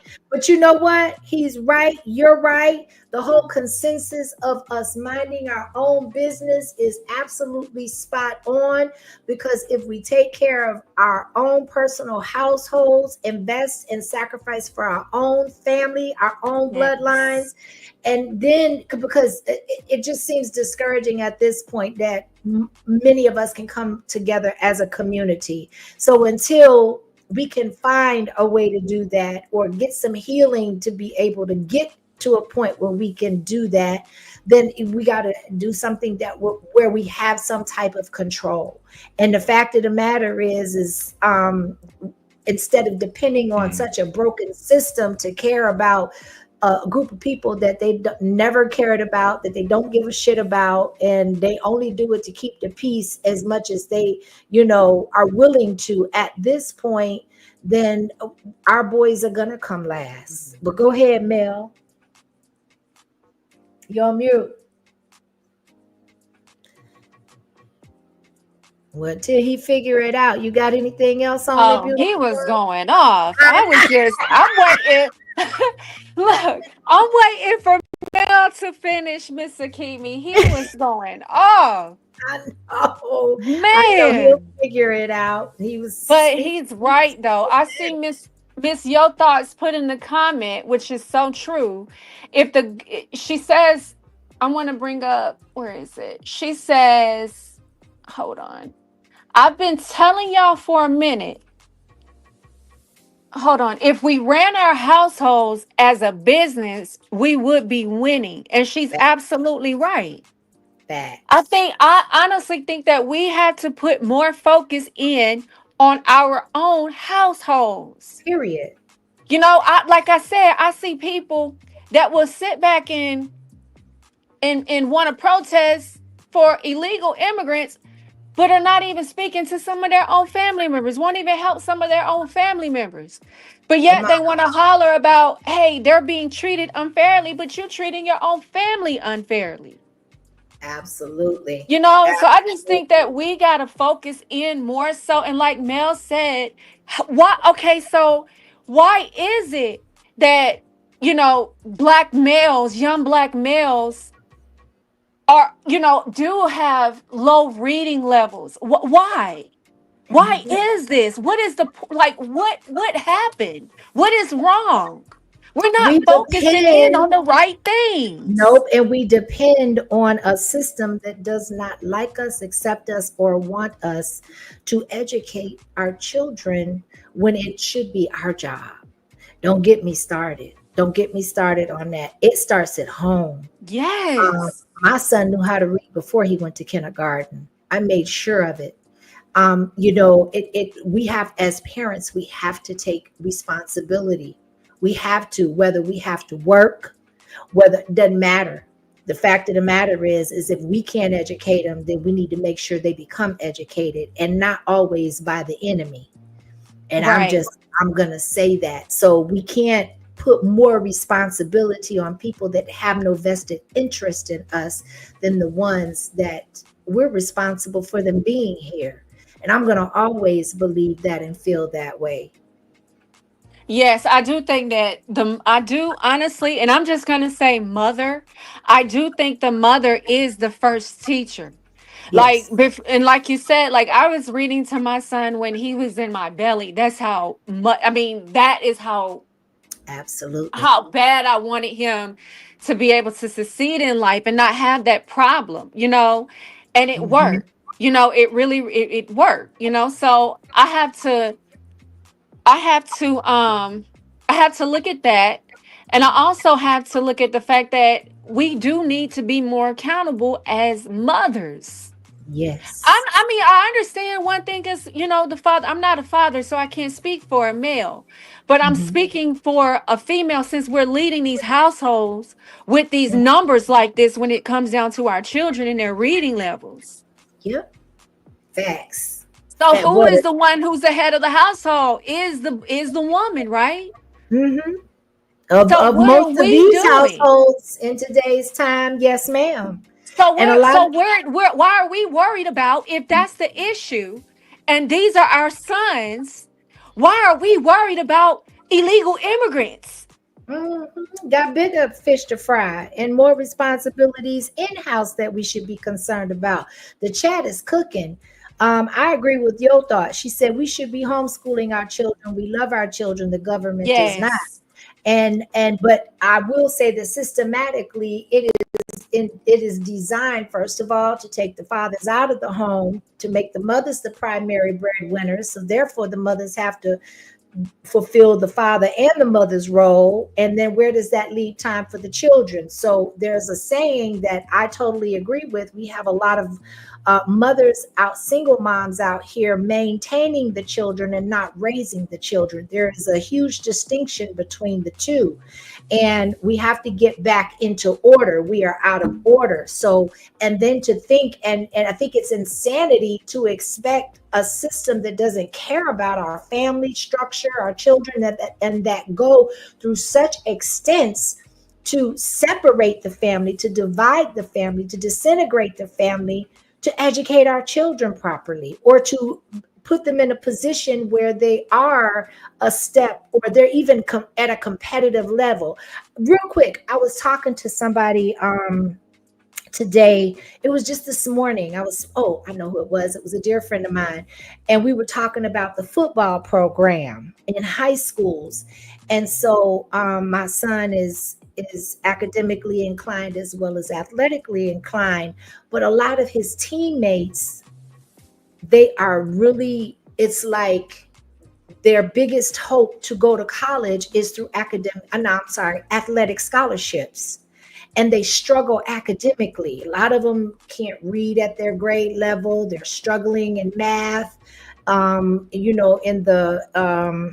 In the what do they call it, the STEM programs, the just whatever the required classes are, they're having trouble to just keep up, much less. And so it threatens the athletic aspect of it, because you have to maintain a certain GPA.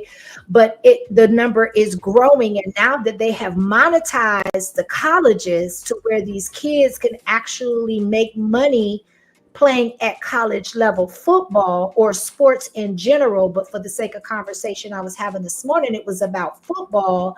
That is, if it's like a do or die situation, if that doesn't, and look at what it does to the field. It makes it so competitive that there are going to be so many that are left out, and they don't feel like they have any other recourse. Why? Because they haven't been educated, but passed through from grade to grade to grade with low GPAs, low reading abilities, low testing scores.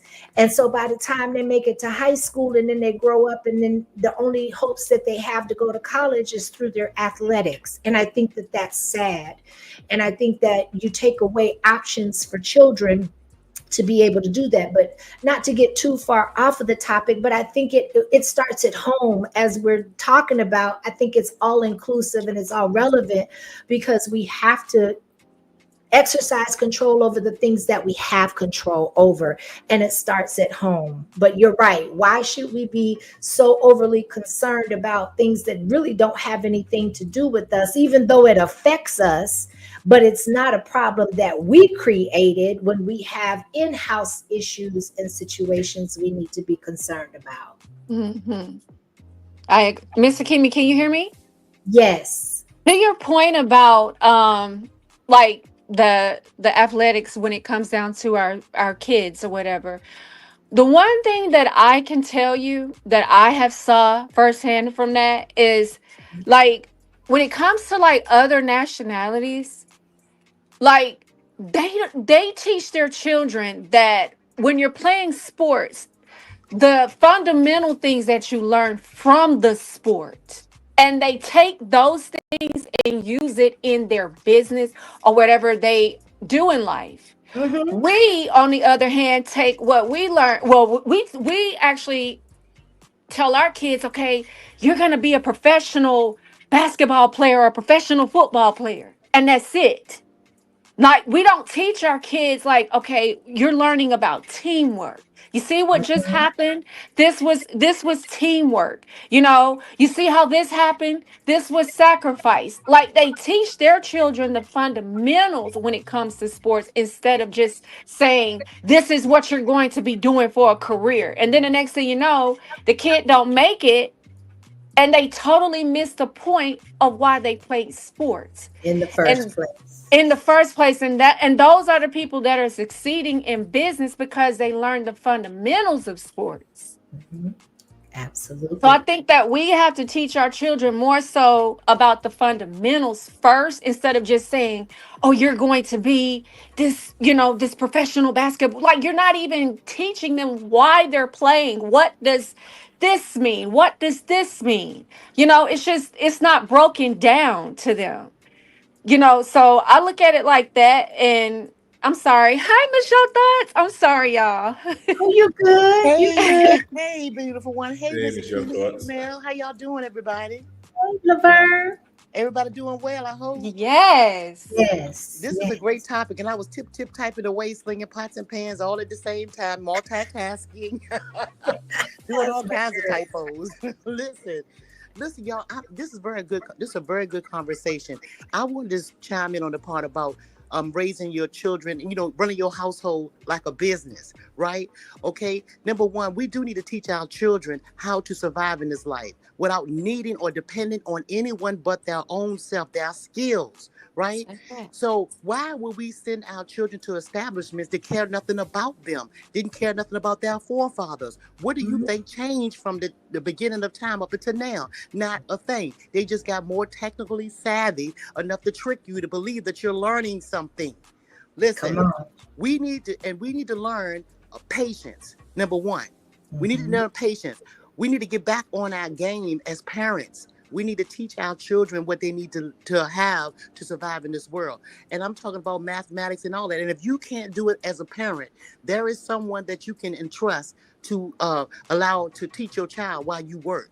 You have to just come out your pocket and pay some money. What's important to you in your life is the children. The children are your legacy. They are your afterlife. If you want to be reborn again, you have to make sure that you raise healthy children so that your generation can continue to grow and thrive, right? And Absolutely. when we talk about this, all these politics and all this stuff, listen, that's their business. That's not your business. That's not helping your household at all. You need to teach these children skills. The girls need to learn how to wash, iron, cook, clean, and become that virtuous woman. They need to learn how to survive with the man and without a man. They need to know both. They need to learn some of the skills that the man learned, and vice versa. You women need to teach these guys how to cook. How to sew, how to iron, how to grow food. I'm saying we have plenty of stuff that we can do to teach our children and to be comfortable and safe and while out living or walking through this life in fear. Right now, what you're seeing around you is a lot of people in disarray because they are fearful, because they Mhm. don't know how to do it themselves. They say that they grown, but there's very few grown people walking this earth right now. You have a bunch of overgrown children. Come on. Now, that's what I want to say, and I'm gonna get away Ooh. from here. Okay? Ooh, thank you. Drop. There you go. That mic Oh, drop. sorry, baby, but Heat it I'm, up. I'm, no, I'm just saying, y'all, we got to do better. We can't keep pointing the finger at everybody else. It's us. I agree. It is us. 100% is us. We're not I going to agree. get no quick. It's no quick rich. No. Listen, people looking for money to be rich. Money Mhm. don't make you happy. That's not richness. What you Say have to that. strive for is peace of mind Ooh, and just honey. being able to look at the flowers, look at the trees, watch the Talk. birds, and still have your money coming in to you. Talk. Being able to grow your money. You understand? Stop looking for Absolutely. others to give you when you have it within yourself to get whatever you want. Ooh, That's all Mm. say I'm that. saying. So Mm. once we You get to better there, say it. we won't be worried about a damn thing, nothing. We won't be That worried about part. nothing. We can all That sit back and be retired. And you know what I'm Mm. saying? Because yes. listen, the reason why we're on this earth is to live a peaceful life. Who wants to live however old each one of y'all are? All those years, and you look at half of them, you was raised up in poverty-filled homes and all this. It's time for us to break the damn cycle, break the curse. We have to break the curse. Absolutely. We have to raise these men and women in the way that they should go. Teach children in the way that they should go, and they should not depart from it. That is the word of the day. You That's dig? it. That's Okay, I'm it. out of here, baby. I love y'all. I'm We gonna be love you Right. listening. too. Thank you. Keep Thank it you, going. Michelle. Peace, All right. everybody. Peace. Mel, you She's said you had absolutely right. She is Mel, absolutely right. come on now. Self-sufficiency. And she's also right when it comes to, oh, she will probably want me to get her down from here. Hold on. Probably also the self-sufficiency. You can't operate but from a place from fear if you don't know how to take care of yourself. And that was all I wanted to say. Oh, say that. She's Mel, you absolutely good? right. You guys can hear Yeah. me clear now? Yes. Yeah, I'm back at my house. That little home wrecker needed to go for a walk. But I'm home now, so you guys should be able to hear me. I don't know how to follow that. I love Miss Yo Thoughts Wisdom. Like I said, she remind me of down home folk from Virginia. I'm telling you, Hmm. she down home folks, man. Me too. But what I, Infinite. but what I was gonna say, because I heard you guys talking about the sports, so fake teacher here. So just on the back end of all this fake, I also was a fake coach too. That whole idea of college being the way out is gone. So because of NIL and because of the transfer portal, you now have Division I players taking the scholarships of Division II players at D2 schools. D2 players taking whatever money opportunities they don't offer scholarships at D3s, so on and so on and so on. So now our young black boys who have that only avenue of I got to make it out, by playing basketball or whatever, that's not happening because basketball is now, and football to a degree, has become a nepotism sport. Football not so much yet, but basketball is. That's why you see all these second generation and third generation athletes coming out here. The one thing that we had to make ourselves millionaires or quick millionaires, it's now gone. That vessel to get that kid out of the hood to buy his mama a house, that's now gone because Hmm. somebody's daddy played at this college and now that son may not be as good, Bronny James, gets an opportunity because of their daddy's name to play at USC.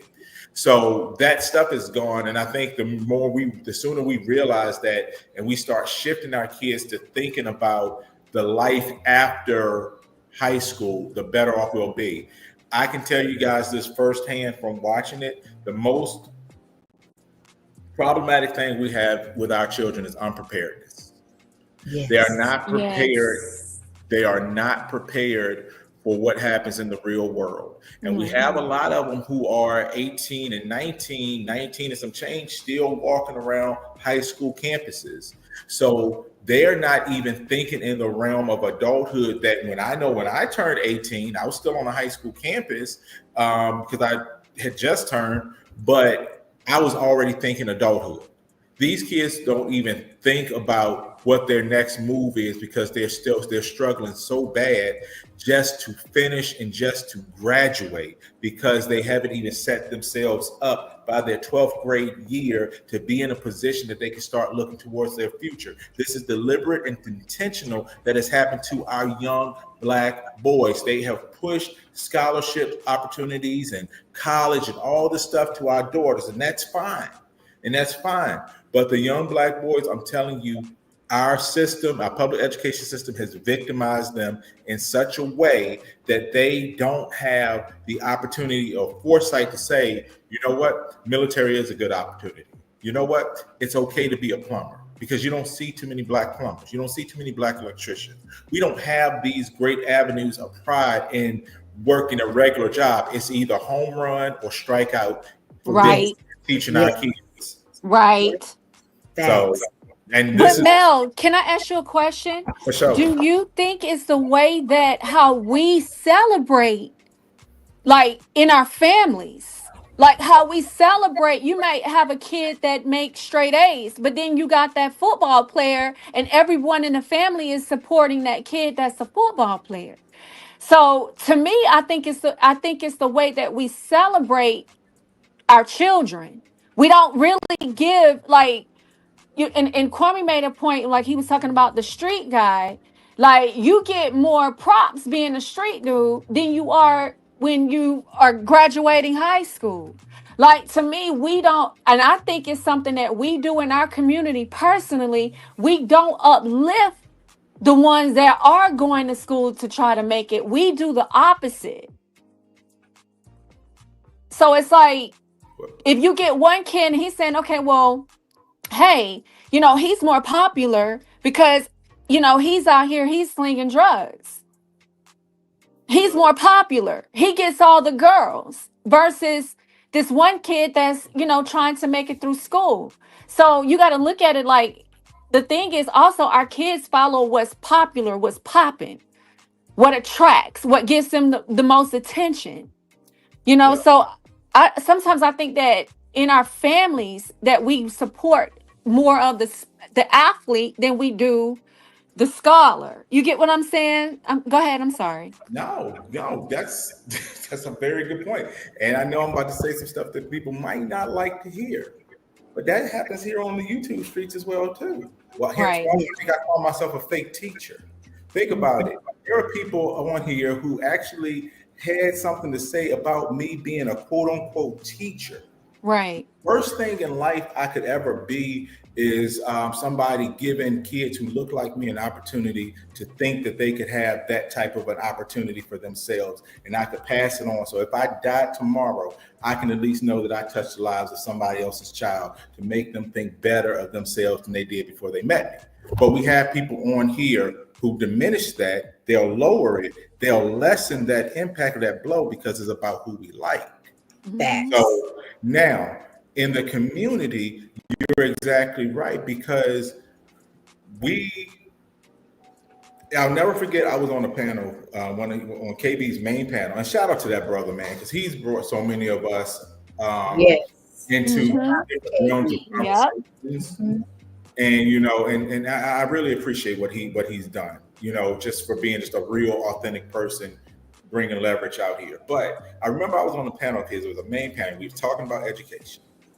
And this one guy came up there with all his aggression. He said, you don't know what you're talking about. You can't relate to the black boys, because you ain't never been to prison. I've been to prison. I know how to do this. And I'm thinking like, damn, excuse my language, Mr. Keeney. I do want to give a disclaimer. Go ahead, man. Why the fuck would I want you talking to my kid if you've been to prison? Why would you be a better influence because you got street cred?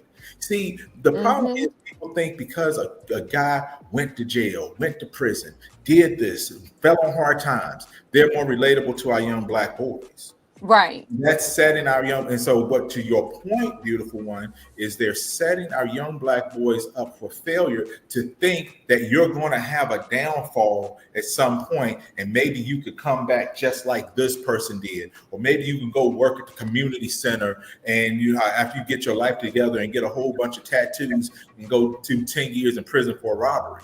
Because somebody like me, and I'm not bragging about it, I've never been to prison. I taught in a jail before. I supposedly taught in a jail. I'm a fake teacher, but I taught in a jail before. But I've never been in a prison. I've never been arrested. So why am I such a square? As opposed to somebody saying, you know what? Let my third grade kids listen to that brother. Instead of let's listen to the dude who went to prison and now he's getting his life together. And that's the problem of the culture that we have in our society. We can't even fix our problems, but we are so quick to loan out our voices to help the problems of other communities. And it's sickening. We can't even agree on what a I'm gonna say something wrong. We can't even agree on what being black is. We don't even know what we can't even agree on the culture. We can't even agree that, even if you like Clarence Thomas or not, he's still a black man. Oh, all skin folk ain't kin folk. They tell you that, right? We can't even agree what black is black, regardless of how you feel. But now we loan our voices out to everybody else. And that's the reason why our children are struggling, because we haven't even figured out how to save our kids, but we're out here trying to save everybody else's. I go on mute. And I'm going to close my thoughts after this when it comes to this, but I wanted to say that media representation and cultural messaging, I think, play a big part too. When you have sports being pushed, people making more money than they can count, being able to play sports, that is not pushed, or that's pushed more than someone that is academically inclined, like you said, the plumbers or the engineers, or the coding specialists. There are certain fields of computer engineering where you can make a lot of money. You can be well off generationally if you appropriate it right. And it's not pushed by the media. It's not culturally, the message is not that that's more profitable than the sports. Again, when you got kids going into college, being able to become millionaires and not having, or being able to skip college altogether and go into professional sports and set their families up with generational wealth, then that tends to be a lot more appealing. But they don't talk about the injuries. I have to sign a piece of paper every year, or a form every year online, waiving that if something happens to my child, including death, that nobody is responsible but me. Yep. Me and dad. And so, and look at how many kids compete for that spot. It's just with that risk in mind. And that's what I wanted to add to that. But you're absolutely right. Both of you, actually, everybody has had really great additional points but the whole point is that it starts at home, minding our own business. So I'm gonna drop down, Miss Kimi. While LA is burning, I'm going to the beach. So I suggest. All right, peace. Look Thank you so much for coming. Yes. Have fun. Thank Mel. you, Miss Thank you. Sakimi, for everything. This was a wonderful topic, and I've learned so much. Mel dropped some heat. Miss Yo Thoughts dropped some heat. You dropping heat. You Yes, too. this Look, was great. I love these live streams because everybody can vocalize, and it takes a village. It takes a community. One person is not going to know it all. One person is not going to be able to hold it all together for the entire community. We were not built with those capacities. So we need to start learning how to heal and utilize one another, and instead of becoming jealous and envious and hateful, we need to love one another into healing, so we can all benefit and all come together and get back in order with our families. And that is so important. And we're not going to be able to progress as a people without doing that. I agree. It starts at home. Yes. It definitely starts at home. And some family, I just look at it as though you may just have to love each other from a distance. Yes. And I get that. Forgiveness is the best thing. Yes. If anything, forgiveness, just forgive for yourself. Yes. And you can love people from a distance. And I know I have, so that works for me, so I can't focus on anybody else's household if mine is in shambles, so I think that, like Ms. Yo Thought said, focus on getting our own households together, and that's first. Yes. And preparing the future for our children as much as we can. And that's how I look at it. And everything else is secondary, to be honest with you. I agree. Family first. Yes. If we held true to that, we would be in a different place, in my opinion. I totally agree, sweetie. Well, I appreciate you. Thank you so much. Thank you, Miss Sakimi. I appreciate you for coming up. I appreciate your participation. I appreciate your support. Of course, my pleasure. Oh my goodness! And y'all, she's going live. I know I probably went into your time. I know you're. No, it's okay, sweetheart. It is okay. I have it set at 8:15, so you're good. Oh, okay, good. All right then. No, you're good. It's gonna fall. You know what? As a matter of fact, it's gonna fall in line with this Uh-huh. because the one thing I do want to discuss is the two-parent household. Right on. Oh, that's going to be a great conversation. Yes. How can we get back to that? You Hmm. know, and like you said, it all starts in the home, and we're missing that male figure. Can we change these numbers? You Yeah, know, well, what can as we do to women, change these numbers? well, I'm going to be in attendance for that because I got something to say. If you drop the Oh, link, I got something yes. to say about the women because Yes. it really is. We play a bigger part than we would like to admit Oh, yeah. in in the disintegration of the family and the building of the family. So That part. definitely. Well, that's going to be a wonderful topic, a Thank you, great, sweetheart. and I'm going to be in attendance. So, All oh, right. yes. All right, beautiful Thank one. you, sweetheart. You, I appreciate you, baby. I appreciate you too. Thank you, Miss Akimi. All right, baby. Bye bye. So yes, well, this has been a great informative live. I appreciate all of the topics that have been talked about and covered. Definitely, that's always my hope and my goal is to definitely just try to build, and we don't have to agree on everything. I think life is boring if everybody's on the same page, so I welcome some respectful dialogue and differences of opinion. It's just that, at the end of the day, when it comes down to it, family is the most important thing to many of us, and me included. So I want to say thank you to all of my mods. I appreciate y'all. Thank you for all of the financial donations. I appreciate the super chats, the PayPals, the conversation and participation in the chat. We got Grower Tech G. You dropped some bombs in the chat. I appreciate you. Thank you so much for your contribution in the comments. Definitely, we got ICU TV. I'm trying to name people that I have not mentioned. We got O Speaks that popped up in the building. Appreciate you sliding through. We got Jenny Velez. I think that Teron the Black. Thank you so much. Call me all flats. I appreciate you. And if I'm not mistaken, I think Teran is going live as well. Sometime this evening. I'm not sure what time.